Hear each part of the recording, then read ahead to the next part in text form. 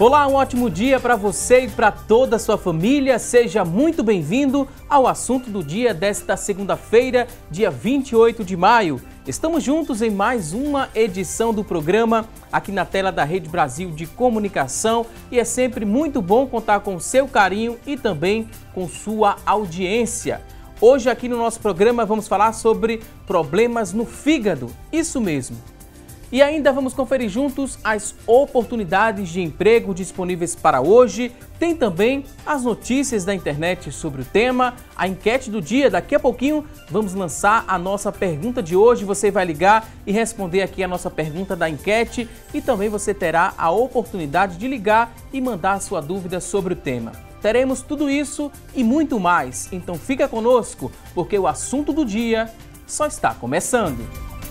E a gente inicia esta edição do programa falando um pouco mais da paralisação dos caminhoneiros, que já chega ao 8º dia e segue causando aí vários transtornos em todo o país.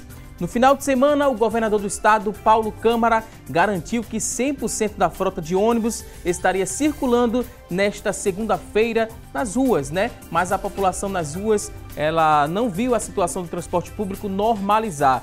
Nessas imagens a gente confere essas imagens foram feitas agora pela manhã, é possível ver o que o povo está enfrentando para chegar no trabalho ou nos compromissos. Esse é o terminal integrado de Pelópolis da Silveira, que a gente acompanha aí no vídeo. Muita gente para pegar o transporte coletivo, você confere aí no seu vídeo. Muita gente enfrentando empurra-purra, ninguém respeitando as filas, a situação ainda está complicada. O governador garantiu 100%, mas em loco, né? Dentro do terminal Pelópolis da Silveira, você confere aí nas imagens, a situação é muito complicada. Poucos ônibus e os que chegam, fica assim, ó, um tumulto muito grande para poder pegar o ônibus. Temos também imagens do terminal integrado da Joana Bezerra, vamos mostrar para você que está em casa agora a situação do terminal. Muita gente enfrentando várias filas. A situação do trabalhador neste início de semana, em plena segunda-feira, está assim, complicadíssima.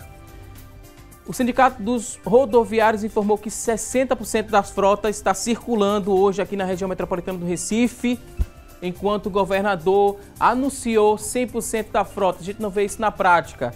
Vou pedir para a produção voltar um pouco a informação, que a gente vai seguir trazendo mais dicas para quem está em casa. Olha só, muito tumulto na chegada de cada ônibus. A situação não está boa aqui na região metropolitana do Recife e a expectativa é que tenha uma melhoria no decorrer do dia. O governador de Pernambuco garantiu no final de semana também que 2.000 litros, né, de combustível. A gente vai voltar a informação mais uma vez. Produção pode ajudar aqui nessa correria, né? Vamos ajudar aqui o apresentador a trazer essas informações para quem está em casa. Cerca de 2 milhões de litros de combustíveis deixaram o Porto de Suape, de acordo com o governo do estado, no final de semana. Mas sobre ainda a crise dos combustíveis, ainda continuam as filas nos postos de combustíveis na região metropolitana do Recife. Algumas pessoas estão dormindo nas filas para garantir o abastecimento dos carros. Ainda nesta edição do programa, a gente volta a falar sobre essa paralisação contra o aumento do diesel.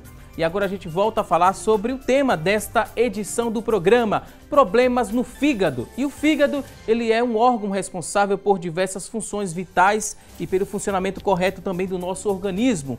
Manter a sua saúde é essencial para manter a vida, pois ele mantém o corpo ali livre de toxinas, além de possuir outras funções importantes. Por isso, é indispensável ficar atento aos sintomas de problemas no fígado. O fígado, ele pode ser acometido por diversas doenças. Entre as mais comuns, vamos citar hepatites, cirrose, esteatose, que seria o fígado gordo, gordura no fígado, e o câncer. Para nos ajudar a entender mais sobre o tema, para trazer também muitas dicas sobre doenças do fígado, vamos conversar hoje aqui no nosso estúdio com o Dr. Tibério Medeiros. Dr. Tibério é hepatologista, também vai nos auxiliar com muitas informações o Dr. César Lira. Dr. César é cirurgião de transplante de fígado. Daqui a pouquinho a gente dá início aqui ao nosso bate-papo de hoje, mas agora vamos conhecer um pouco da história de Dona Irleide. Ela recebeu o diagnóstico de uma doença no fígado e a gente vai conferir agora como é a situação da Dona Irleide. Preste atenção. Carlos teve um susto quando recebeu a notícia. A mãe dele foi diagnosticada com cirrose, resultado da esteatose, que é o excesso de gordura no fígado. Para a gente foi um choque, uma surpresa muito negativa, porque para quem não tem conhecimento específico na área da medicina, a gente sempre associa a cirrose a quem bebe muito, uma pessoa que tem uma alta ingestão de bebida alcoólica. Mas a minha mãe nunca bebeu. A gente só foi descobrir das outras causas que levam à cirrose quando a gente veio e, enfim, foi diagnosticado.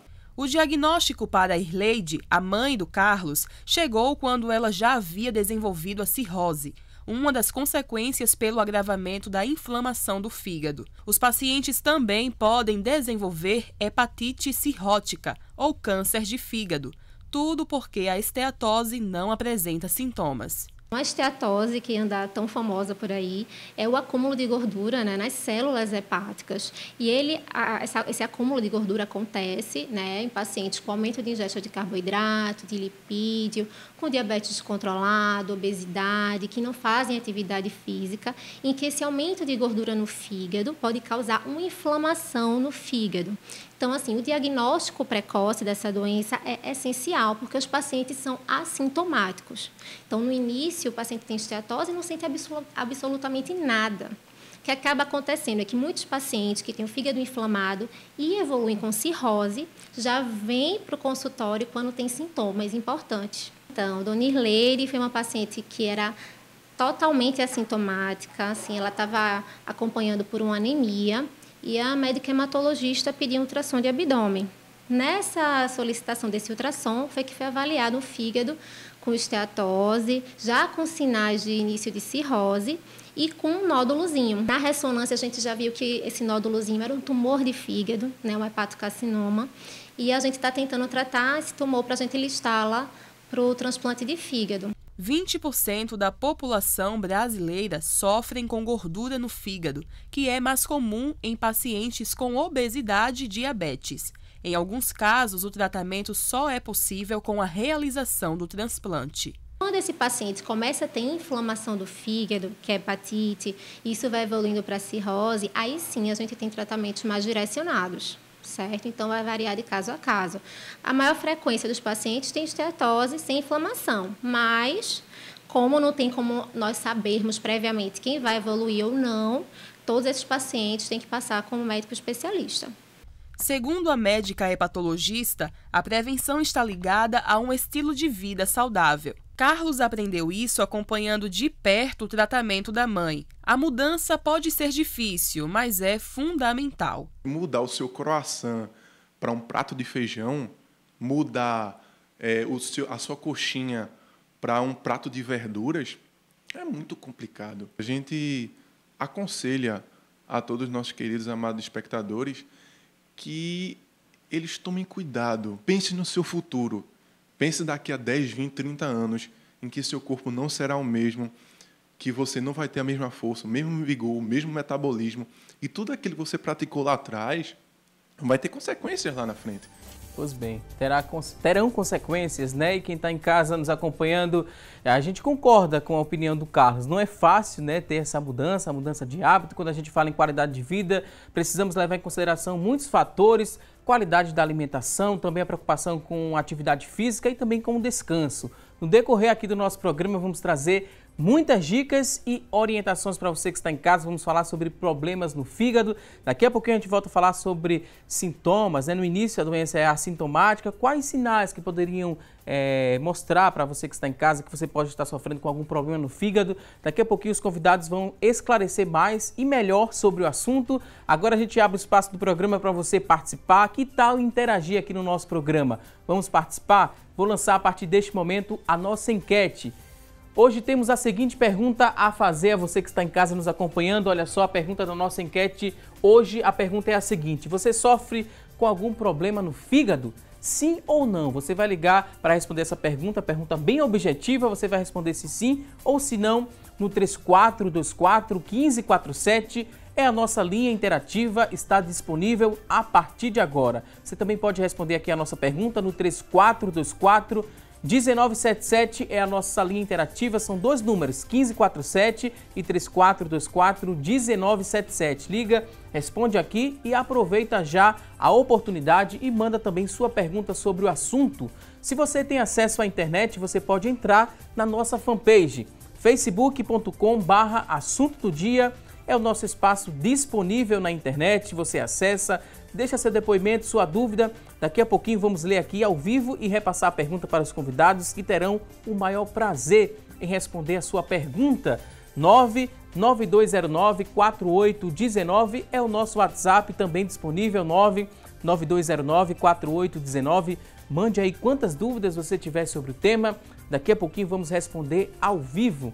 E, infelizmente, existem vários fatores que podem contribuir para o dano, no nosso fígado. E uma vez que os sintomas de uma doença nesse órgão são muitas vezes ignorados e confundidos com outras condições, a maior parte das pessoas elas só sabem tardiamente que tem algum problema no fígado. Como resultado, a sua saúde e seu bem-estar geral podem ser afetados sem que você saiba o porquê. A gente vai aprender mais sobre o tema a partir deste momento. Quero dar boas-vindas aqui aos convidados, dizer que é um prazer recebê-los no nosso estúdio. Dr. Tibério Medeiros, seja muito bem-vindo aqui ao nosso espaço. Dr. Tibério. Obrigado, prazer imenso poder estar aqui contribuindo e desmistificando algum desses problemas aí do dia a dia, que são os problemas do fígado. Também queria dar boas-vindas ao Dr. César Lira. Seja bem-vindo aqui ao nosso espaço, doutor. Eu que agradeço e estamos aqui para tentar ajudar ao máximo a esclarecer os problemas da doença do fígado para a população. Doença do fígado, no início, a gente viu a especialista falando que no início esses problemas às vezes são assintomáticos, não apresentam sintomas. Isso dificulta ainda mais o diagnóstico da doença. A procura, ao especialista é quando já está com um diagnóstico muito tardio, quando a situação já está fora do controle, doutor? É mais ou menos assim? Por muitas vezes sim, Valdo. Só a questão, a gente costuma dizer brincando, fazendo uma analogia, que o fígado chora em silêncio. Então, muitas vezes a gente é referenciado um paciente em estágios mais avançados, onde a doença já traz problemas, já traz sintomas, já traz complicações, onde o tratamento, às vezes, a gente estreita muitas possibilidades terapêuticas. Como tudo em medicina, quanto mais precoce esse diagnóstico, melhor. Embora hoje, com os exames que a gente tem de laboratório, os exames de imagem, quando a gente adiciona alguns exames de fígado na nossa rotina, no nosso check-up, é possível a gente nos antecipar e detectar em fases mais precoces, em fases que a doença ainda é assintomática, e nessa fase a gente tem a possibilidade de obter melhores resultados. É aquela regra prática da medicina que quanto mais precoce o diagnóstico, mais possibilidade, maior o nosso arsenal de possibilidades terapêuticas. A gente introduziu também, no começo do programa, a gente falou que o fígado ele tem diversas funções vitais. Quem está em casa nos acompanhando quer saber que funções são essas, doutor? Funções vitais. Como é que a gente poderia descrever para quem está em casa? O fígado, uma das principais funções dele é a função de síntese. Ele produz componentes para a coagulação do sangue, produz alguns componentes de transporte de substâncias no organismo. Um desses, o mais conhecido, é a albumina, um dos fatores que é ajudado no fígado. E também ele ajuda na depuração de várias substâncias, que quando a gente se alimenta, essas substâncias elas são absorvidas pelo intestino e caem na corrente sanguínea e que depois vão passar pelo fígado para que essas substâncias sejam, entre aspas, tratadas pelo fígado para que não tragam repercussões para o nosso organismo. Tem como prevenir essas doenças que afetam o fígado? A gente falou muito em qualidade de vida. O filho da paciente, a paciente não quis gravar a entrevista, mas o filho dela falou muito sobre essa questão de se preocupar com a qualidade de vida. É um passo muito importante, doutor, para se prevenir esses problemas? Com certeza. A grande maioria dos problemas do fígado são evitáveis e a gente tem como evitar essas transmissões ou contração dessas doenças. É claro que na medicina existem aqueles fatores que são mutáveis, que vão depender da gente, do estilo de vida que a gente leva, e são aqueles fatores imutáveis, que são aqueles que é carga genética que a gente carrega. Isso aí, infelizmente, a gente não tem como mudar. No caso que trouxe a doutora Lídia, muito brilhantemente explicou, a esteatose é um protótipo de uma das doenças do fígado, porque com esse hábito de vida que a gente está tendo, essa sobrecarga de tempo, a gente não para fazer uma refeição adequada, essa introdução de fast foods, a gente copia o modelo americano, então a gente está entrando num ciclo vicioso que é muito danoso ao nosso organismo. Então sofre o coração, sofre as coronárias, sofre o fígado também. Então a modificação no estilo de vida é de fundamental valor quando a gente fala da esteatose, que é um protótipo de doença, que é uma das doenças mais comuns que acomete o fígado hoje em dia. Mas eu acho que no decorrer do programa vão ter outros problemas a serem abordados, que são os vírus, que são outros tipos de hepatites, que a transmissão já é diferente, já não depende tanto da qualidade de vida. Mas hoje, o principal problema de fígado no nosso mundo, no nosso meio, é a esteatose hepática. É realmente uma epidemia. Problema no fígado, né? O hepatologista é o médico especialista para tratar das doenças do fígado. No caso do Dr. César, ele é cirurgião de transplante, já é algo mais avançado, né, Dr. César? Aí como é que funciona, né? A cronologia, né? A procura, primeiro, é um clínico que a pessoa vai se queixando de alguns problemas, o clínico vai e encaminha para o hepatologista e após isso entra o médico especialista em transplantes, se é preciso ou não fazer a substituição ali daquele órgão. Como é que a gente compreende a porta de entrada ao serviço de saúde? Primeiro é um clínico ou já vai no hepatologista, doutor? Em geral, passa pelo clínico antes, porque o clínico é o profissional que está mais na linha de frente, no acompanhamento, na abordagem desse paciente. Muitas vezes é um paciente que tem um fator de risco. Para ficar claro, Valdo, para esclarecer, a cirrose em si, são vários problemas que podem levar à cirrose. A população muitas vezes atribui a cirrose ao álcool. E a gente sabe que a cirrose, na verdade, é um estágio final de funcionamento do fígado. Então, qualquer fator que agrida o fígado ao longo do tempo, leva à cirrose. Então, a gente, na linha de frente, o clínico, quando vê que esse fígado está sendo agredido e começa a trazer manifestações irreversíveis, complicações de um problema crônico do fígado, a gente sabe que o fígado é um órgão que tem capacidade de regeneração, mas tem um momento que ele perde essa capacidade de se regenerar. E ele perdendo essa capacidade, ele perde as suas funções vitais, como o Dr. César falou. E aí começa a juntar água na barriga, o olho amarelo, vomita sangue, que é chamada hemorragia digestiva. Então ele começa a vivenciar essas complicações que não há mais um remédio que a gente consiga voltar atrás. Então a gente vê que entende que a sobrevida desse paciente está diretamente ligado a um transplante de fígado e a gente referencia para um cirurgião transplantador para fazer essa parte. Quem é que vai fechar o diagnóstico, né, doutor? Se o que assina ali, dando o aval, precisa ou não fazer esse transplante das doenças que a gente listou aqui, hepatite, cirrose, esteatose e até o câncer, né? São essas doenças que levam o paciente até uma sala de transplante? Isso. Na realidade, todas essas doenças, né, elas terminam com o que a gente chama de cirrose, que é a doença hepática em estágio terminal. E a partir do momento que o hepatologista observa que o paciente chegou no momento que as funções do fígado não estão sendo mais realizadas a contento, o paciente é referenciado para uma equipe de transplante de fígado.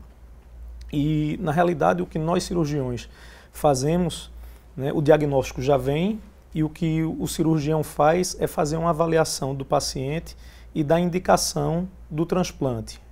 Observar se o paciente tem alguma contraindicação do ponto de vista cirúrgico, ou seja, se ele tem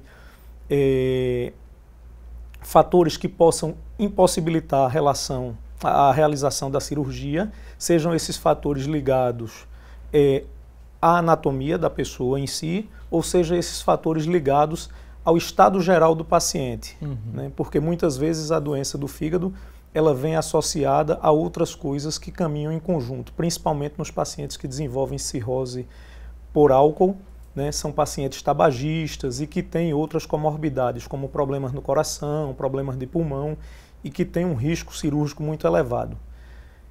Por outro lado, né, nos últimos anos, o transplante de fígado, já há um bom tempo, ele tem sido proposto como um tratamento bastante seguro, com resultados muito positivos para a população. Então, assim, está sendo desmistificado o risco de que uma pessoa que necessita de um transplante de fígado está à beira da morte. O transplante devolve a pessoa para a sociedade, para realizar suas atividades habituais. Agora vamos a um rápido intervalo, daqui a pouquinho tem mais assunto do dia. Até já!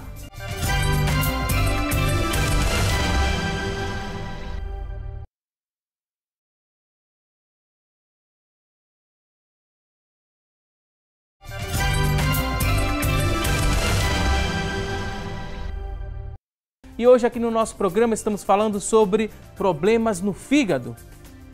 E a partir deste momento vamos saber o que é notícia na internet sobre o tema em debate. E quem vai trazer essas informações é a Axa Macena. Olá, Axa! Oi, Valdisson, bom dia para você e bom dia para todos que acompanham o assunto do dia nesta segunda-feira. Nós separamos aqui na internet algumas informações importantes sobre o assunto de hoje. O destaque é o seguinte: dieta para limpar o fígado. No dia a dia, é comum que as pessoas não se preocupem muito com a alimentação, mas é importante ficar atento para evitar complicações no funcionamento do fígado.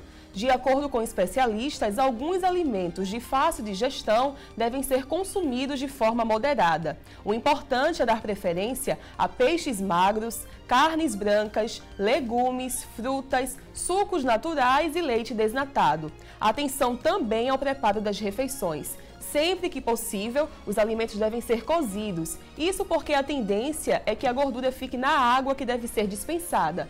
Ainda é importante evitar alimentos fritos ou muito condimentados. Ações como essas podem reduzir as dores abdominais e até mesmo o inchaço na barriga, que podem estar relacionados a doenças que comprometem o funcionamento do fígado. Essas foram as informações de hoje e nós voltamos então agora com você, Valdisson. Ok, Axa Macena, muito obrigado pelas informações importantíssimas. A gente já repassa aqui uma dúvida, né, que surgiu na notícia da internet. A Axa viu ali a alimentação, né, para limpar o fígado, uma espécie de detox. Será que isso funciona? A gente falou no começo do programa que é importante a preocupação com a boa alimentação. Falamos também de prevenção das doenças do fígado, mas detox do fígado, isso existe mesmo? Esse tipo de dieta, esse tipo é eficaz, doutor? Ou é mais um mito que circula aí na internet? Bem, Walter, na verdade é um mito que circula. O fígado é um órgão que ele metaboliza uma série de substâncias que são tóxicas, mas não existe nada comprovado que nenhum tipo de alimentação vai detoxificar ou vai fazer limpar essas impurezas que estão presentes. Na verdade, é sempre de bom tom a gente ter alimentações saudáveis, vegetais frescos, como a gente costuma observar, não dietas muito restritivas, mas dietas qualitativas, mudando a qualidade dos alimentos, que é o que a gente observa muito na famosa dieta do Mediterrâneo. Eu não gosto muito da palavra dieta, porque dieta parece que a pessoa está sofrendo. E a gente não quer que a pessoa sofra, a gente quer que a pessoa tenha qualidade de vida. Então, na dieta do Mediterrâneo, é aquela dieta que se usa legumes, usa vegetais frescos, poucos industrializados, evita aquelas comidas de micro-ondas.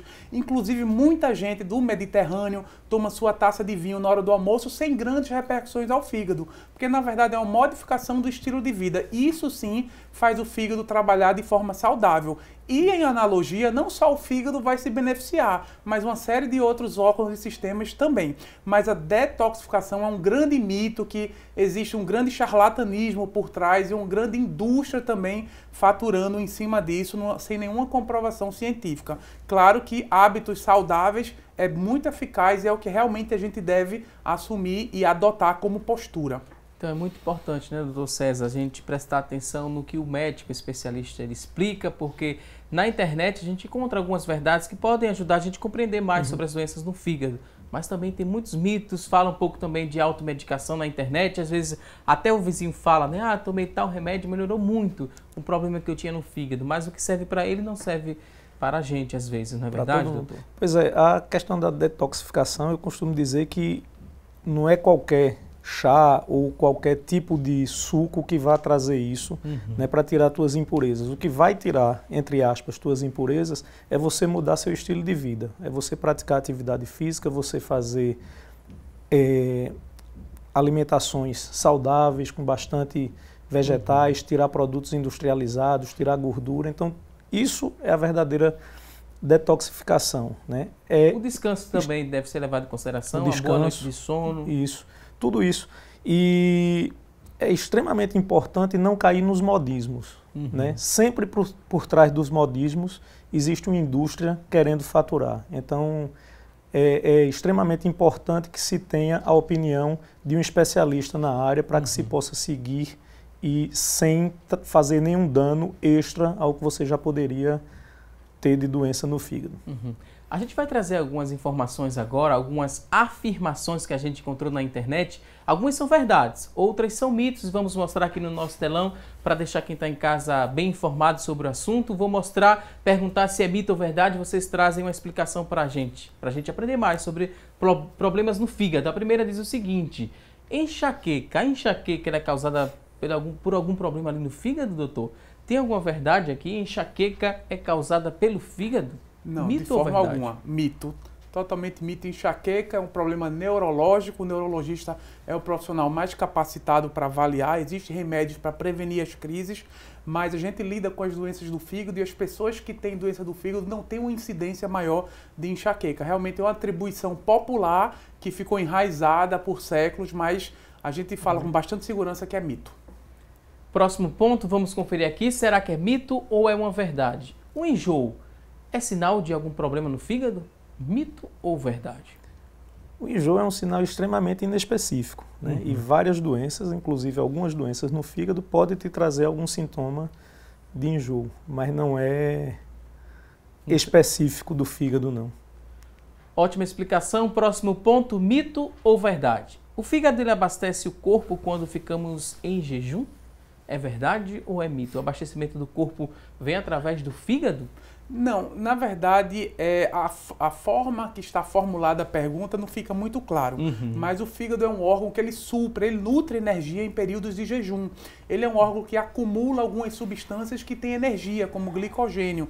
Então, se a gente passa muito tempo em jejum, o fígado vai produzir substâncias que vai dar energia para a gente superar esse jejum. Mas é claro que um jejum prolongado vai consumir nossas reservas e o resultado é a desnutrição. Tanto é que um dos problemas muito comuns que a gente encontra em pessoas que têm problemas ao longo do tempo de fígado é a desnutrição, a diminuição de massa muscular, porque vai havendo esse consumo.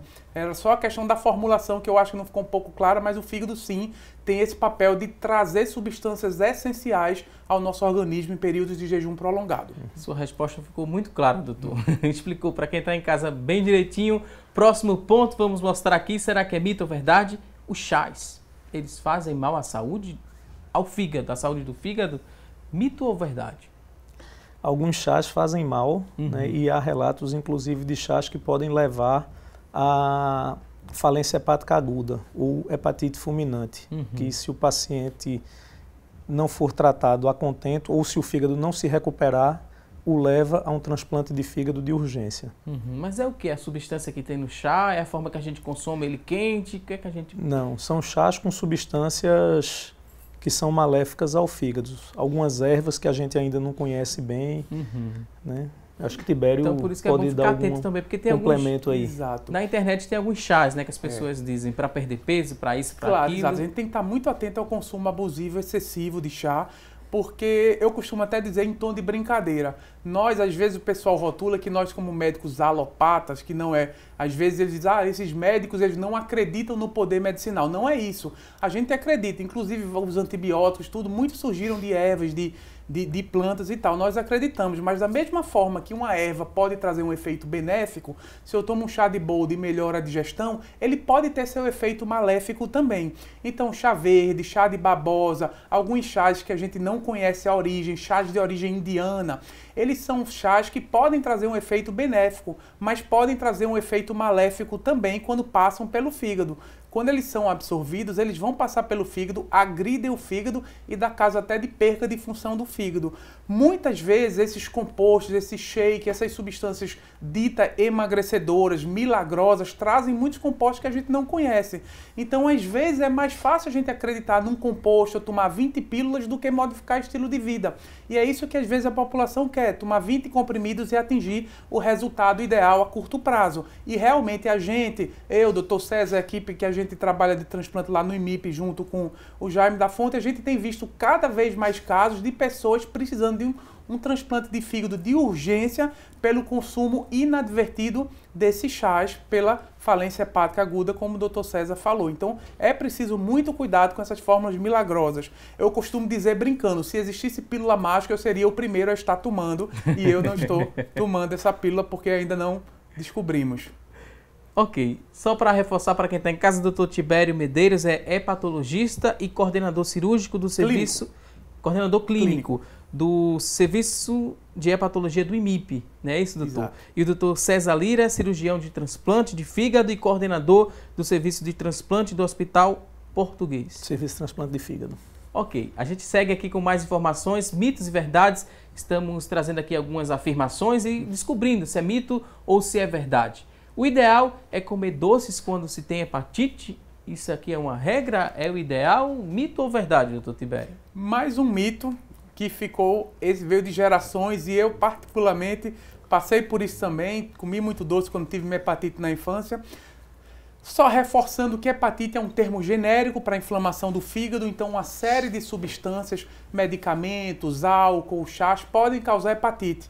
Mas quando a gente fala nesse doce para hepatite, geralmente é hepatite A, que é um vírus que a gente adquire na infância por questões de saneamento básico ou não lavar a mão adequadamente. E aí a hepatite A é um vírus. O vírus tem um ciclo, como a gripe tem um ciclo. Então esse ciclo dura 5 a 7 dias. Então se enraizou na cultura popular que se comer doce vai acelerar esse ciclo. Mas se não comer doce, o vírus vai embora também do mesmo jeito. Mas aí você está com 2, 3, 4 dias de hepatite, aí vem uma pessoa e prescreve doces, a pessoa começa a comer doce e melhora da hepatite e atribui a melhora ao doce. Na verdade é o ciclo viral, ele entra, se replica, morre e vai embora. Isso é muito comum no contexto de uma hepatite viral da infância. Mito, Valdson, também, com toda certeza.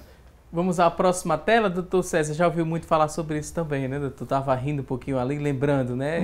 Dos pacientes que chegam no consultório, chegam falando isso também. É muito comum, né? É a desculpa para comer o doce, né? Depois quer reclamar da balança. Da né, balança. Doutor? Aí fica complicado. Próximo ponto, mito ou verdade, olha só. Medicamentos precisam passar pelo fígado para que eles venham a fazer efeito no nosso corpo? Mito ou verdade? Alguns medicamentos sim, né? Alguns medicamentos eles entram no organismo como uma pré-substância, né? E a partir do momento que eles passam pelo fígado, eles são quebrados na substância realmente que vai fazer efeito. Outros não. Existem medicamentos que necessitam passar pelo fígado, outros que não precisam para que tenha o seu efeito.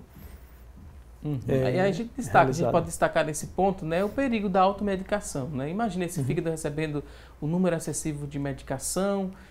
Pode comprometer as funções desse fígado a longo tempo ou a curto prazo mesmo, doutor? A gente poderia falar assim, doutor? Alguns medicamentos podem comprometer não só o fígado, mas os rins, por exemplo, o uso crônico de anti-inflamatório, né? Ele pode provocar dano renal, e alguns medicamentos de uso cotidiano, se usados acima de uma dose, né, e de forma não controlada, podem trazer hepatite fulminante também, e o mais comum deles é o paracetamol. Paracetamol é um medicamento que é extremamente usado para controle de febre e dor, mas se ele é usado acima de uma determinada dose, ele traz um risco grande para um dano hepático, muitas vezes irreversível. Ok, quer complementar, doutor Tibério? Pegando o gancho e ratificando o que o colega César falou, realmente alguns medicamentos vão precisar do fígado para ter a sua substância terapêutica ativa, mas mesmo uns que não necessitem do fígado para ter o seu potencial terapêutico, eles acabam passando pelo fígado, porque o fígado funciona como uma esponja. Tudo que a gente ingere de alimento, de bebida, ele é absorvido pelo trato gastrointestinal.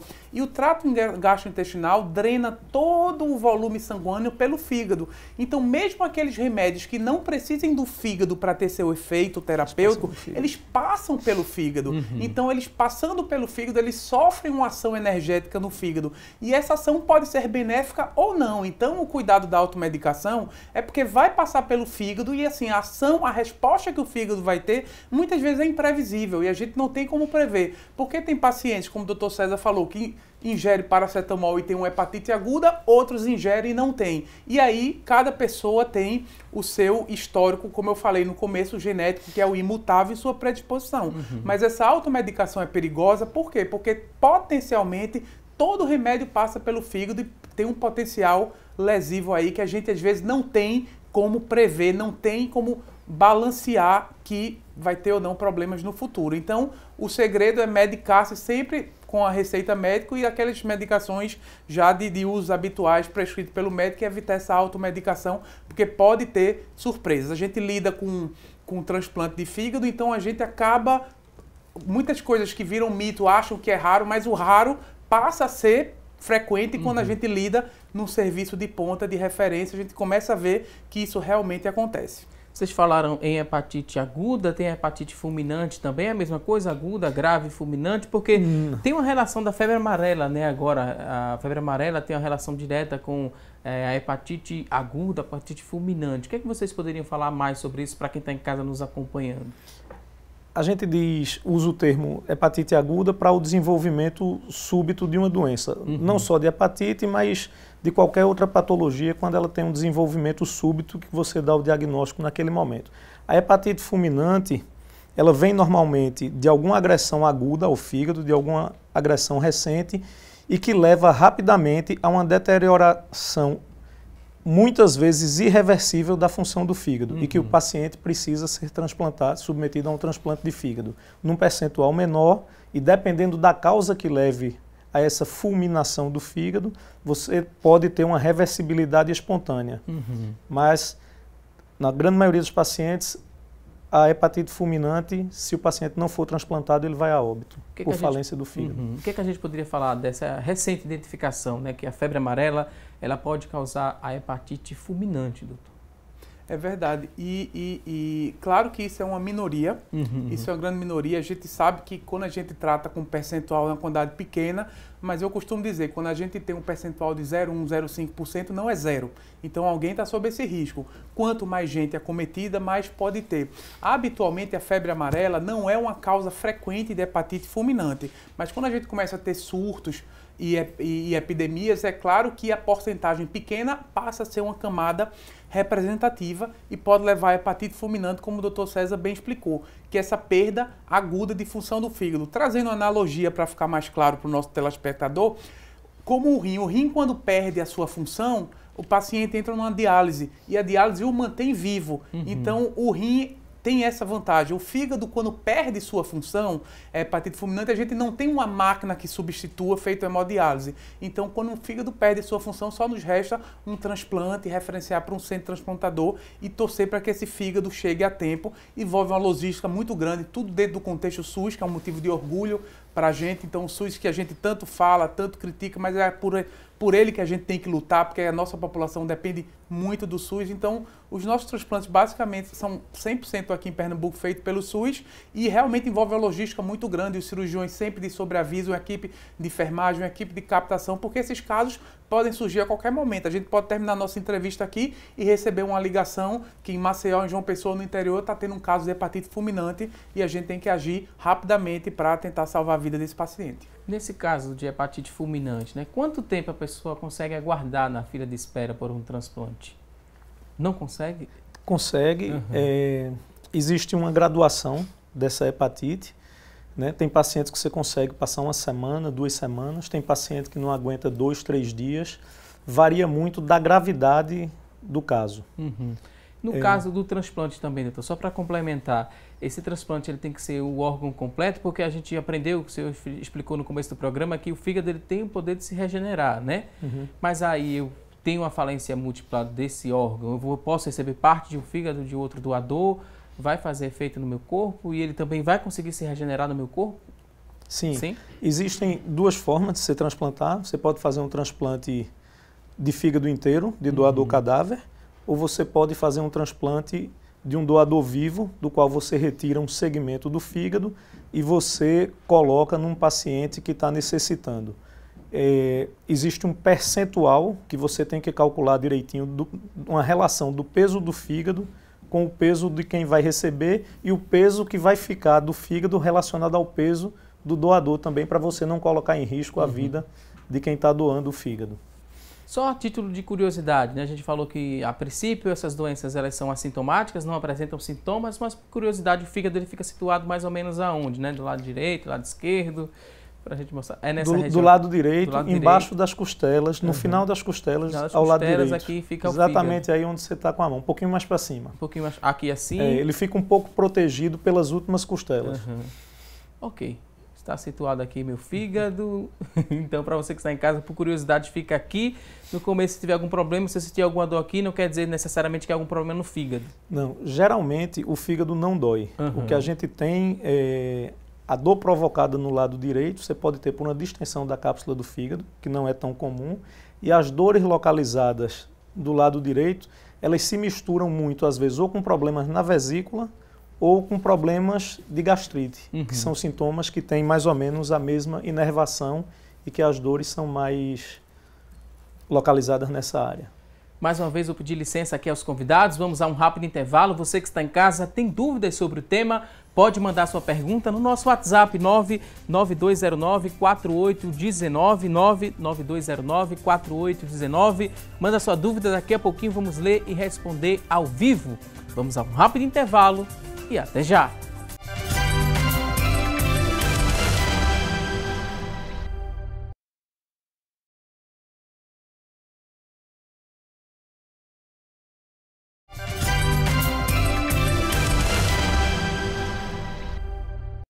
Já estamos de volta com mais assunto do dia e hoje aqui no nosso programa estamos falando sobre problemas no fígado. E você que está em casa sabia que o câncer de fígado é o terceiro que mais mata no mundo? Pois bem, são 700 mil mortes a cada ano.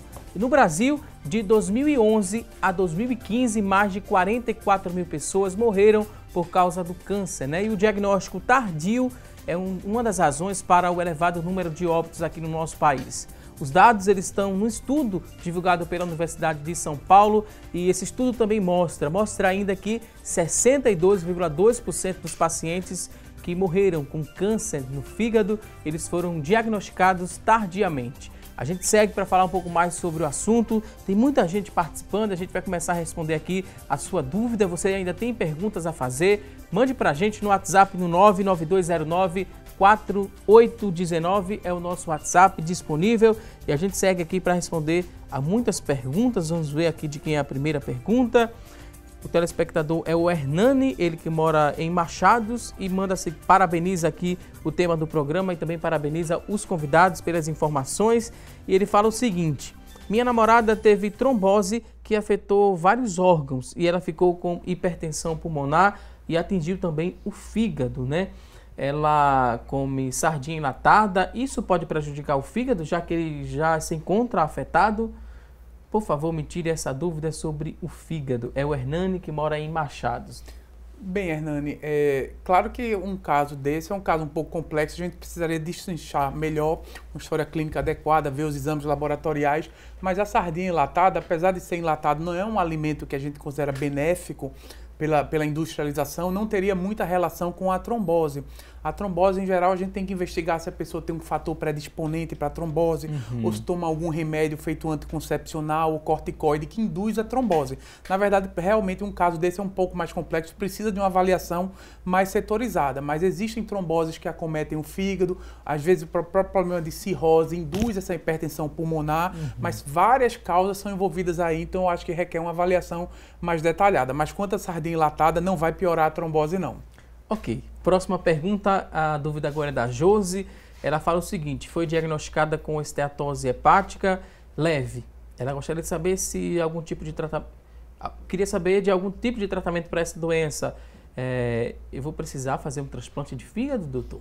Será? Vamos responder aqui a Josi. Não. A esteatose hepática leve é decorrente muito dos hábitos de vida. Né? E o tratamento é basicamente a mudança do estilo de alimentação e do estilo de vida. A prática de exercícios e dieta saudável é o principal tratamento para a esteatose hepática leve.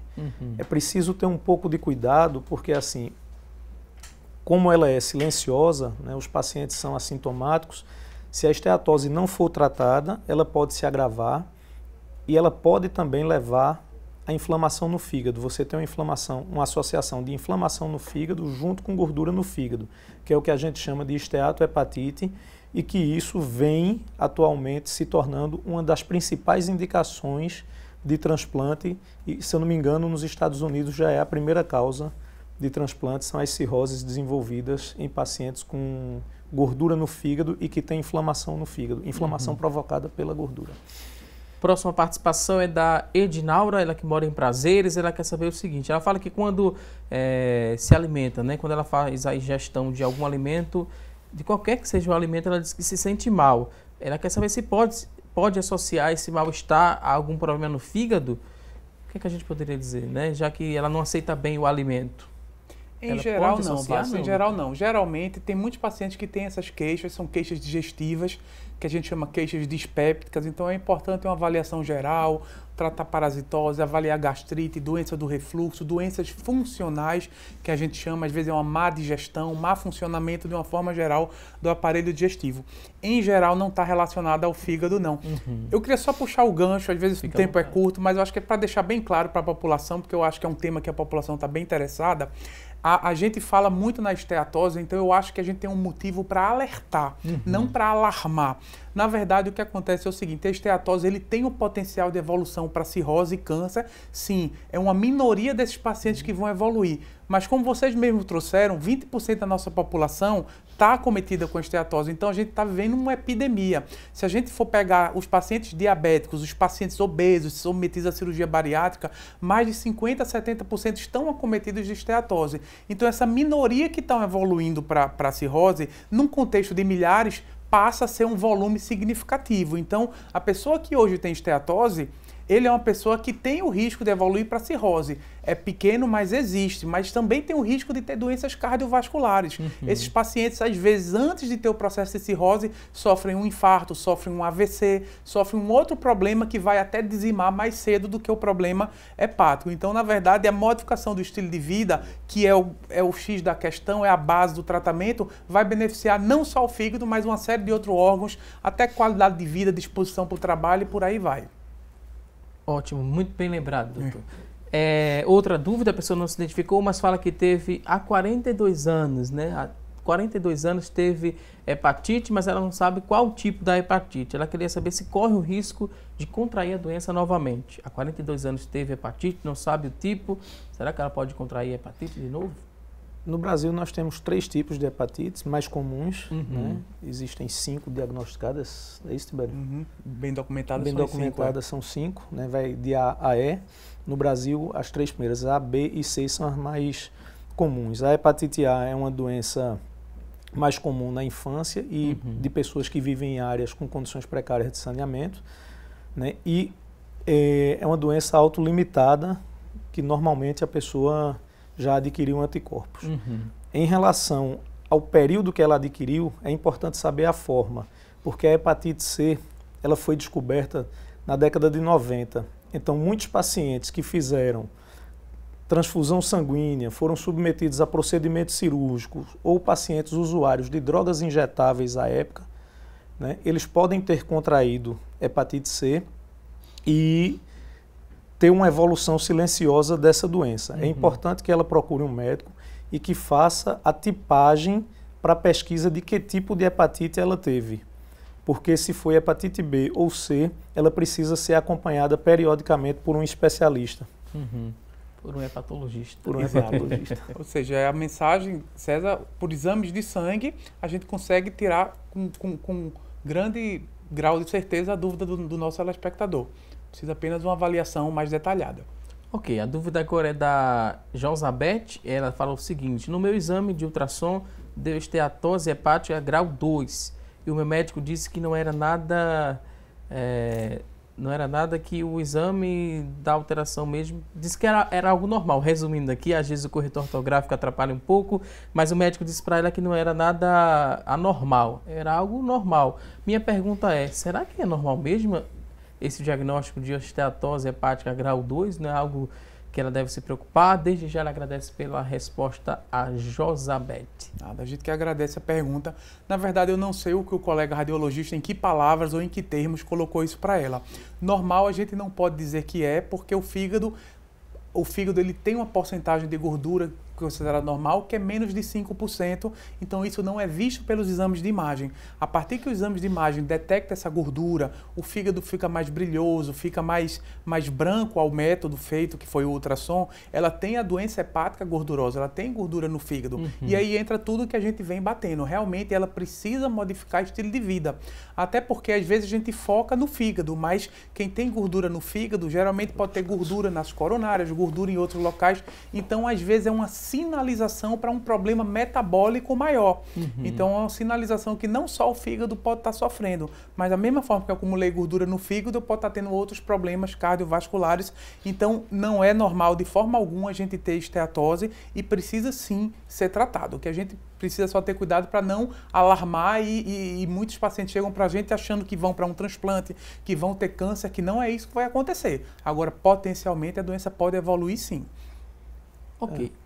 Quer complementar, doutor? Fica à vontade.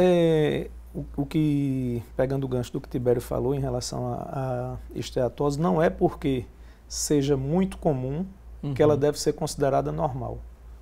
Né? Se a gente não cuidar, como eu falei previamente, ela pode evoluir. A intenção da gente aqui não é alarmar, mas a gente precisa alertar que a prevenção da progressão é o melhor tratamento. Ok. Outra participação, agora sem identificação, a pessoa quer saber o seguinte: tenho esteatose hepática moderada e queria saber o que é que eu devo fazer para limpar o meu fígado. Será que tem que fazer alguma coisa para limpar o fígado, doutor? Pois é, E é uma pergunta muito comum aqui, Exato. né? Muita gente querendo saber como é que limpa o fígado. Incorre exatamente naquilo que a gente vem batendo. A gente também queria ter essa vassourinha mágica que vai resistir a gordura, mas ainda não existe. E se alguém está vendendo essa ideia, está vendendo de forma inidônea, porque realmente não existe. É claro que existe uma indústria por trás, existem grandes pesquisadores que estão sempre em busca de, hoje a nossa expectativa de vida aumenta, as análises moleculares estão maiores, a cura do câncer está mais próxima em uma série. Então, assim, a ciência está evoluindo de forma muito rápida. Então, por que na esteatose a gente não tem a pílula mágica? Se testa, se tenta, existem novos remédios sempre testados, existem grandes estudos clínicos, mas quando a gente vai e compara, o que realmente modifica é a perda de peso e atividade física. Então, o paciente pode... Não conheço o peso do paciente, mas ele pode me questionar, mas eu sou magro. Mas, às vezes, o magro tem uma condição metabólica que predispõe. Então, a atividade física, mesmo no magro, é benéfico para essa gordura no fígado. Então, é muito mais relacionado a estilo de vida, com certeza. Pode ter até alguns colegas que passem remédio, tudo, mas... o fundamental é a modificação do estilo de vida, sem sombra de dúvidas. E a boa notícia que eu queria deixar, Valdes, é que acabou aquela história de fazer aquelas dietas muito restritivas. Se você tem 100 quilos, você não precisa perder 50 quilos. Desmotiva, a pessoa sai desmotivada do consultório, porque diz, eu não vou chegar, eu não vou atingir, eu não vou segurar. A boa notícia é que uma perca de 10% do peso, você tem 100 quilos, já baixar para 90, para 88, a esteatose já começa a regredir e ela pode desaparecer. Eu acho que é uma mensagem que a gente tem que passar para o telespectador. A esteatose, ela desaparece quando a gente perde peso. A gente vê claramente isso em pacientes que fazem cirurgia bariátrica, perdem muito peso e a esteatose desaparece no decorrer do segmento pela simples perda de peso e modificação do estilo de vida. Ótimo, bom saber. Tem aqui um exemplo. O seu exemplo é do Dr. César. O César tá no... Baixou o peso e conseguiu... Modifiquei meu hábito de vida, comecei a fazer atividade física, desapareceu a esteatose e exames todos normais. Por falar em exames normais, né, a Maria de Camaragibe, ela queria saber o seguinte: qual o exame que eu devo chegar no clínico e pedir para fazer para ver como é que está essa questão de gordura no fígado, né? Qual o exame que detecte a gordura no fígado e qual a taxa é considerada normal? Já que o senhor falou que está com os níveis normais, né? Diga aqui para a Maria de Camaragibe. Na realidade, o clínico sabe os exames que precisam ser solicitados. A gente tem alguns exames que marcam a atividade do fígado, né, que são exames chamados transaminases, TGO, TGP, tem algumas outras enzimas chamadas fosfatase alcalina e gama-GT, bilirrubina, mas o exame que vai diagnosticar, o que vai dar um indicativo de que o paciente tem gordura no fígado é a ultrassom. A associação desses outros exames é para ver se, além da gordura, ele tem também atividade inflamatória no fígado. Para ser considerado normal, vai depender, né, do peso, são vários fatores que são levados em consideração. Esses exames Depende do método que é feito e a maioria dos laboratórios tem valores diferentes, não tem um valor padronizado não, mas, por exemplo, o TGO e TGP varia de laboratório para laboratório, mas com nível máximo em torno de 40 a 50, vai depender do método feito. Ok, deixa eu pedir licença aqui mais uma vez aos convidados. Na verdade, vou dar um recado muito importante para você que está em casa. Não é um recado, é um convite mais do que especial. Olha só, vem aí o 17º Congresso de Mulheres da Igreja Evangélica Assembleia de Deus em Pernambuco, de 31 de maio a dia 3 de junho. De 31 de maio a dia 3 de junho, no Templo Central, que fica na Avenida Cruz Cabugá, no número 29, em Santo Amaro, área central do Recife. O tema deste ano é Vida de Fé que Influencia Gerações. Está feito aqui o convite mais do que especial para você que está nos acompanhando. E a gente lembra, 17º Congresso de Mulheres da Igreja Evangélica Assembleia de Deus em Pernambuco, do dia 31 de maio ao dia 3 de junho, no Templo Central, Avenida Cruz Cabugá, número 29. Vida de Fé que Influencia Gerações é o tema desta edição do Congresso. E a gente lembra você que durante o 17º Congresso de Mulheres, que começa a partir do dia 31 de maio, lá na Praça Pastor José Leôncio, será montada uma estrutura bem enorme, uma grande estrutura para receber você e toda a sua família. Nesse espaço teremos o estúdio da Rede Brasil AM. Lá você poderá conhecer os seus locutores preferidos e aproveitar também para adquirir a camisa oficial do centenário da Igreja Evangélica Assembleia de Deus em Pernambuco. Além disso, você vai poder provar as delícias da lanchonete do Projeto Samuel. E tem também um espaço reservado para você adquirir bíblias, harpas, livros, a harpa cristã, livros e também outros artigos do stand da Bereia Bookstore. Então fica esse recado mais do que especial. Teremos muitas promoções imperdíveis. E uma novidade, teremos o lançamento do novo livro da irmã Judite Alves, 55 reflexões para a alma. Viu só? Você não vai perder tempo e vai participar sim do Congresso de 31 de maio ao dia 4 de junho. Ao lado do Templo Central vai ficar essa praça, esse stand montado mais do que especial para você participar. Dia 31 ao dia 3 de junho. 31 ao dia 3 de junho é o Congresso de Mulheres da Igreja Evangélica Assembleia de Deus em Pernambuco. E com esse convite mais do que especial, vamos agora a um rápido intervalo e até já!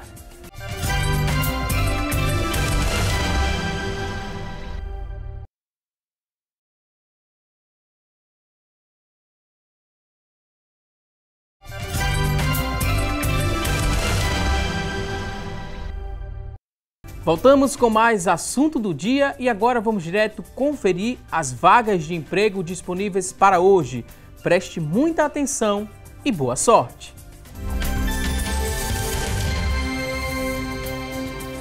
A você que está em casa em busca de uma recolocação no mercado de trabalho, preste muita atenção às dicas que vamos mostrar a partir deste momento. Olha só, uma vaga para jardineiro, uma oportunidade para você preencher essa vaga.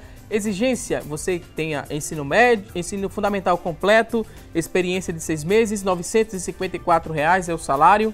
Uma vaga para jardineiro, ensino fundamental completo é a exigência, 6 meses de experiência, R$ 954 é o salário. Agora tem 2 vagas para enfermeiro, 2 oportunidades, superior completo é a exigência, experiência de 6 meses, R$ 1.800 é o salário. 2 vagas para enfermeiro. Próxima oportunidade, agora tem uma vaga para auxiliar de faturamento, uma oportunidade, ensino médio completo é a exigência, 6 meses de experiência, salário R$ 1.200. Uma vaga para auxiliar de faturamento. E você que está em casa se interessou por uma dessas oportunidades? Elas são do Sistema Público de Emprego, Trabalho e Renda. Ele fica localizado na Avenida Rio Branco, no número 155. Avenida Rio Branco, número 155. O telefone para contato, pegue aí papel e caneta, anote o telefone, 3355-2900, 3355-2900. A você que está em casa em busca dessa recolocação no mercado de trabalho, mais uma vez desejo a você muito boa sorte.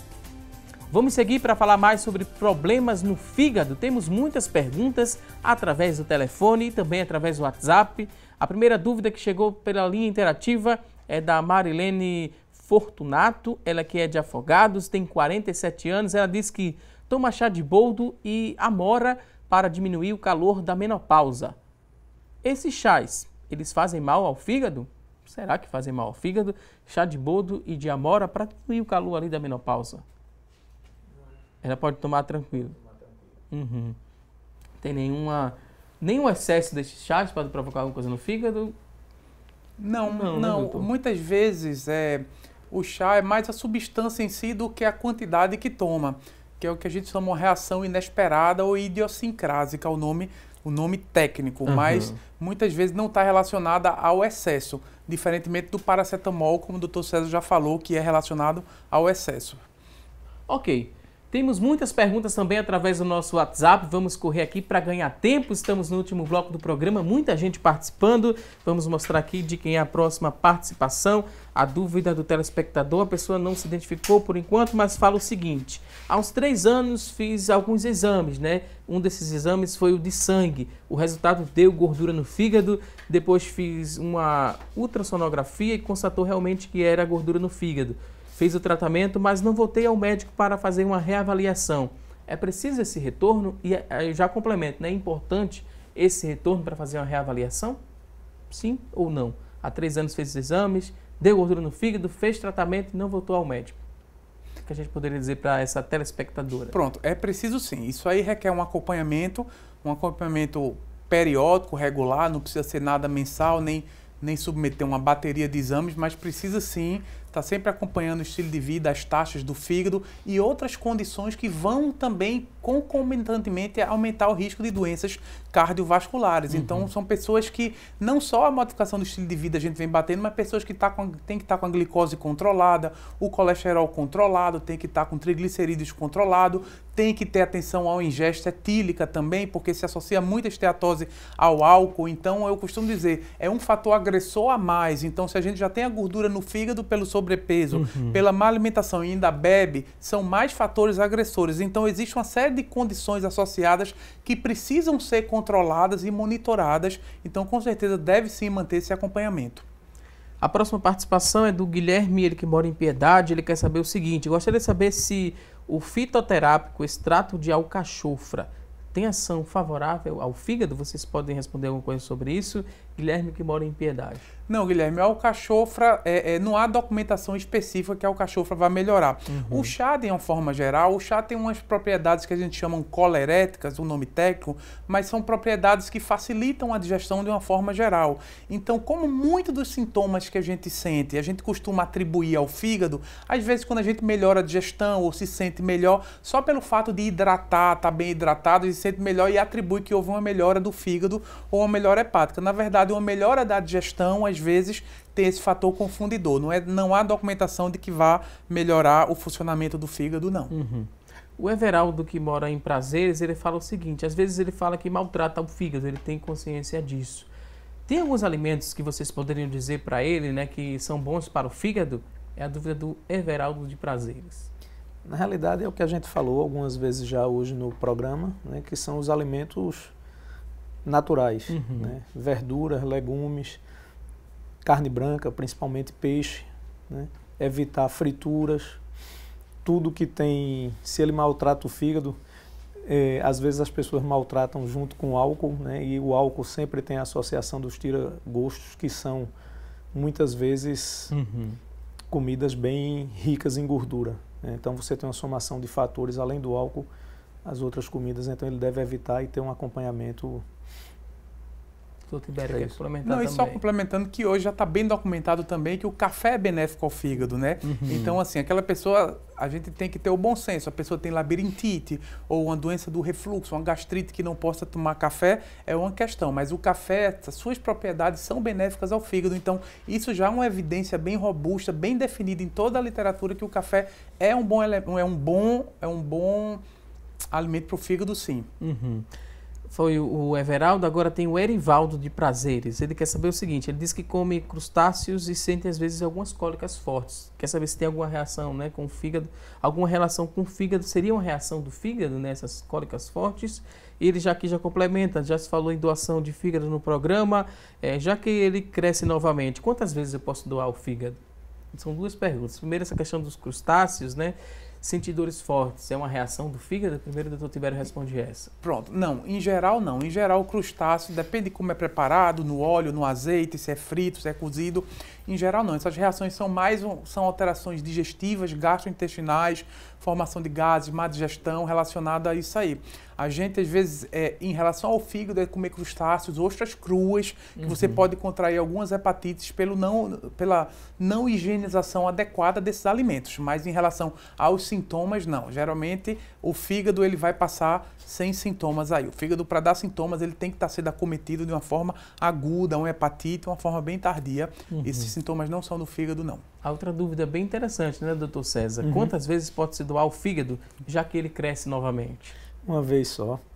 Na realidade, assim, existe um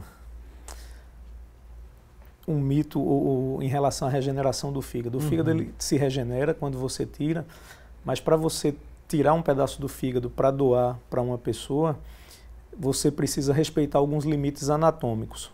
E quando ele se regenera em função e em um percentual de peso do que era antes, mas ele não se regenera de forma anatômica do que ele era antes.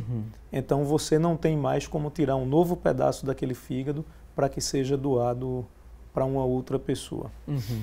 Tem outra participação aqui lá de Juazeiro da Bahia, né? A Genésia está acompanhando através da internet. A gente agradece aqui a audiência e o carinho da Genésia sempre participando lá de Juazeiro da Bahia.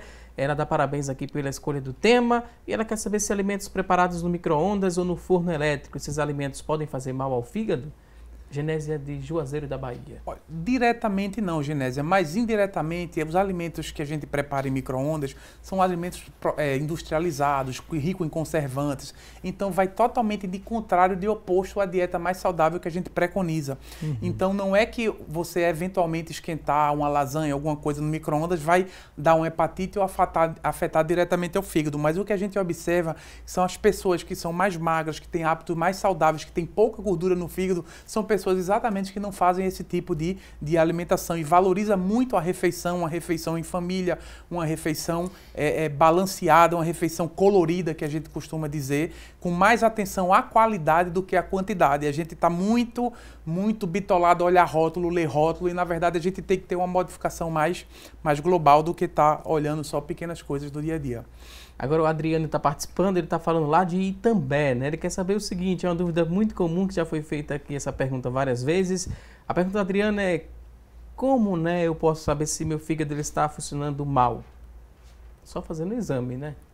O exame é assintomático no início, tem que se procurar o médico. Seria um exame, um check-up, por exemplo, uma vez no ano ou 2 vezes no ano? Como é que a gente poderia orientar o Adriano? Uma triagem inicial é a realização de exames de sangue, e associado a isso uma ultrassonografia, que é uma triagem inicial para a gente definir se tem alguma alteração de função do fígado, ou de dano no fígado. Temos outra participação agora, a Edna, que está acompanhando através da internet, assistindo o programa lá do Rio de Janeiro. A gente agradece também a participação da Edna. Ela quer saber se a gordura no fígado vai virar um câncer. O que é que a gente poderia dizer para a Edna? É mito ou é verdade que a gordura no fígado vira um câncer?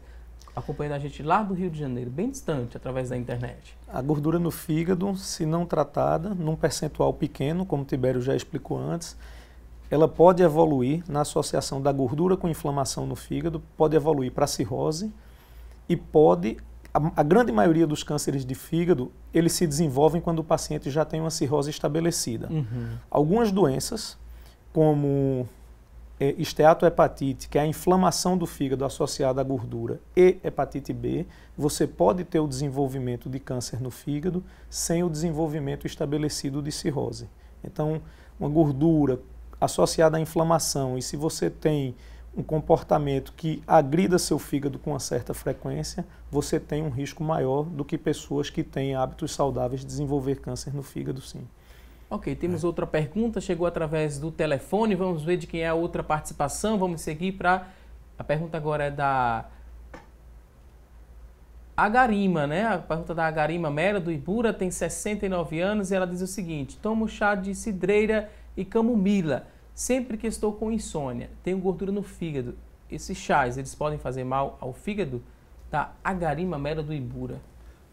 Não, Garima, não, a gente vê, são chás bastante comuns no dia a dia, a gente não tem visto maiores problemas, não. Camomila tem problema nenhum. Tem problema nenhum. Inclusive, assim, é porque a gama de chás que tem são imensas, a importação dos chás, vem muito chá da China, a gente não conhece muito bem o produto, então muitas vezes a gente tem que realmente, o paciente tem um problema hepático e faz uso desses chás, a gente vai pesquisar para ver se tem implicações, mas com esses chás aí, que a telespectadora citou, a gente não tem visto nenhum problema, não. Ok, temos aqui outra participação, a pessoa não se identificou, mas dá parabéns aqui ao programa e aos convidados também. E ela queria saber onde os médicos atendem, né, doutor Tibério? A gente falou que é no IMIP, né, doutor Tibério? Exato. Atende também alguma clínica? A gente trabalha na parte pública, na parte SUS no IMIP, onde a gente desenvolve lá a atividade de transplante, em parceria com a equipe do Jaime da Fonte, e atende a nível privado, no Hospital Jaime da Fonte, onde a gente está à disposição, tanto a nível SUS como a nível privado, a tentar colaborar com os pacientes e elucidar essas dúvidas aí. Doutor César, no Hospital Português? No Hospital Português, nós temos lá um serviço de transplante de fígado, né, que é todo pelo SUS, e os pacientes que tiverem encaminhamento para uma avaliação da equipe de transplante, nós estamos lá à disposição para recebê-los. E no SUS, eu trato câncer de fígado no Hospital do Câncer de Pernambuco. Ok, tem aqui outra participação, a pessoa não se identificou, mas disse que fez uma cirurgia para retirar a vesícula. A pessoa fala que sente muita dor quando... sente muita dor ainda, né? Faz um ano da cirurgia. Eu preciso me preocupar com isto? Sim ou não? Fez a cirurgia para a retirada da vesícula, mas ainda sente muita dor. A cirurgia da retirada da vesícula, ela hoje é uma cirurgia extremamente segura, com uma taxa de complicação baixa, né? Mas é importante a gente ter a certeza da indicação dela. Muitas vezes, as dores da vesícula, como eu falei antes, elas podem simular dores relacionadas a úlceras no estômago, a gastrites, e aí você pode ter tratado um problema sem ter dado o diagnóstico de outro e você continuar com dor. Né? Então, se a dor é no mesmo local que você sentia, o ideal é que você procure de novo o seu médico, e se é o mesmo tipo de dor, para investigar, né, ou uma gastrite ou uma úlcera. A Maria agora, que mora em Prazeres, ela quer saber se a esteatose tem cura, porque ela está pensando em deixar de comer, porque tudo que ela come faz mal. O que a gente poderia dizer para ela? Maria, veja, a boa notícia é que tem cura sim. Tem cura sim, mas a cura não passa por deixar de comer. Passa pela alteração da qualidade do alimento, a atividade física regular e o controle dos fatores associados que a gente mencionou. Então a gente precisa avaliar, porque muitas vezes o paciente tem um diabetes, tem um colesterol alto, tem outros fatores que vão, uso de medicamentos, o uso de corticoides, alguns remédios que são usados para convulsões, tudo isso pode dar gordura no fígado. Então a gente fala de uma forma geral, como perda de peso, modificação do estilo de vida, mas esse é o principal. Mas existem uma série de outra gama de fatores que estão implicados. Então só uma avaliação mais detalhada, mais pormenorizada, fazer uma anamnese bem feita é que a gente vai tomar o melhor caminho a se seguir. Lembrando que muitos pacientes que têm gordura no fígado, quando conseguem fazer o tratamento e seguir adequadamente, essa gordura pode sim desaparecer e a pessoa se dizer curada da esteatose. Outra participação, a pessoa não se identificou, mas queria saber quais as consequências no fígado para quem contraiu o vírus citomegalovírus. Citomegalovírus. Isso. Tem alguma consequência para o fígado? Olha, em geral não. O citomegalovírus é mais um dos vírus que circulam por aí. O grande problema é quando a gente tem a imunidade baixa e aí esse vírus pode deixar de ser só uma infecção e virar uma doença. O nosso sistema imunológico, por isso é bom a gente estar sempre bem alimentado, saudável, com imunidade boa, que a gente controla isso aí e fica só como um marcador de infecção. Na fase aguda, quando se contrai, às vezes você pode ter uma síndrome chamada síndrome de hepatite pelo citomegalovírus. Você pode ficar com o olho amarelo, as taxas do fígado podem alterar, mas em geral é um vírus com evolução benigna, que o próprio sistema imune controla esse vírus e a pessoa nunca mais vai ter problema, a não ser que tenha queda da imunidade por alguma outra razão. A participação agora também é distante. A Maria Lídia, ela mora na cidade de Lucas, do Rio Verde, no Mato Grosso. A gente agradece a audiência, está acompanhando através da internet. E a Maria Lídia queria saber o seguinte: há uns dias atrás eu senti uma dor do lado esquerdo. Essa dor puxava ali para as costas, né? Fiz uma ultrassonografia, mas não deu nada. Essa dor que eu estou sentindo pode ter relação com os rins ou pode ser uma dor no fígado? No fígado, pelo que eu aprendi no começo do programa, não é, porque é do lado direito, né, doutor? Ela fala que é uma dor do lado esquerdo puxando para as costas. Pode ter a ver com os rins ou com o fígado, e ela queria saber um exame específico para ver se ela tem algum problema no fígado. O ideal é que ela procure um médico para que se faça uma anamnese bem detalhada, que o médico consiga colher a história e caracterizar bem essa dor. E aí ele vai dizer os exames que são necessários para que ela possa investigar a causa. Ok, vou pedir licença aqui aos convidados. Temos muitas perguntas, vamos tentar responder algumas dessas perguntas assim que terminar o programa. Mas agora a gente confere o resultado da nossa enquete. No começo do programa, a gente fez a seguinte pergunta. Você que está em casa sofre com algum problema no fígado? Das pessoas que ligaram e participaram com a gente, 80% responderam que sim. E 20% responderam que não. Eu espero que as pessoas que responderam sim, né, elas estejam sendo acompanhadas por um médico, que elas possam colocar em prática todas as dicas que foram repassadas aqui no decorrer do nosso programa. E eu queria agora agradecer aqui aos convidados. Foi um prazer recebê-los. Dr. Tibério Medeiros, hepatologista, coordenador clínico do Serviço de Hepatologia do IMIP. Dr. Tibério, muito obrigado pela participação. A gente abre o espaço agora para um último recado. São as considerações finais. O senhor pode ficar à vontade. Tá bom, Valso, eu que agradeço a oportunidade e agradeço os telespectadores ter acompanhado atentamente. A gente espera ter diminuído um pouco as dúvidas, ajudado a compreender melhor os processos do fígado. O fígado é um órgão nobre, é um órgão cheio de funções.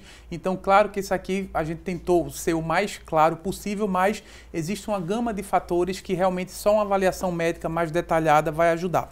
Só queria chamar a atenção rapidamente para duas coisas. Uma são a questão das hepatites virais, que surgiu poucas perguntas, porque a esteatose é a doença do momento, mas hepatites virais que levam ao câncer, a gente hoje no programa básico de imunizações, a gente pode estar imune para hepatite A e hepatite B. Então, sempre a importância da saúde pública aí, nos procurar os postos para estar protegido contra as hepatites A e B, que existem vacinas para essas hepatites, então prevenção sempre é o melhor remédio. E a outra coisa, a gente que lida com a alta complexidade com o transplante, é dizer que nossos transplantes em Pernambuco, a gente é um dos estados que mais transplantam no Brasil, temos mais de 1000 transplantes com resultados muito bons e 100% SUS. Então a gente trabalha no privado, trabalha no SUS com muito orgulho, mas a gente sabe que o SUS, diante de todas as dificuldades, é um atendimento muito aquém do que a população merece, mas é lá que a gente tem que fazer acontecer e é lá que o nosso sistema de transplante funciona e democraticamente aberto a todos, independente de cor, raça ou religião. E a gente está à disposição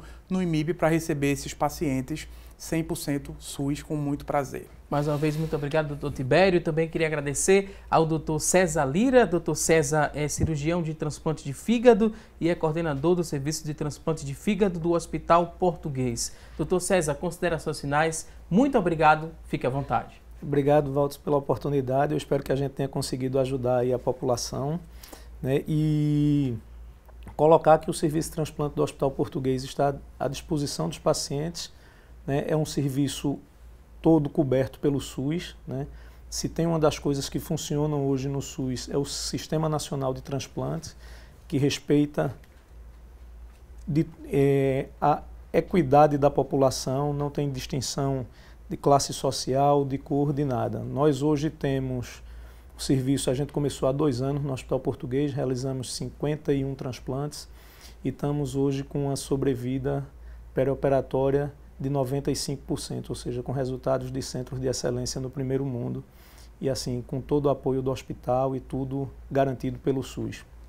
Mais uma vez, muito obrigado aqui aos convidados, voltem mais vezes aqui ao programa. A você que está em casa, obrigado pelo seu carinho, por sua audiência. Não se esqueça que teremos um novo encontro amanhã, ao vivo, a partir das 9h30 da manhã, aqui na tela da Rede Brasil de Comunicação. E no decorrer da programação aqui da Rede Brasil, teremos muitas outras informações sobre este 8º dia de paralisação dos caminhoneiros. Vamos mostrar daqui a pouquinho no Giro da Notícia, ao meio-dia, né? Vamos repercutir o anúncio feito ontem pelo presidente Michel Temer das 5 medidas para dar fim, né, a essa paralisação. Daqui a pouquinho a gente mostra para você que está em casa, vai ficar muito bem informado aqui na Rede Brasil de Comunicação. Até amanhã, se Deus quiser, um forte abraço. Até lá!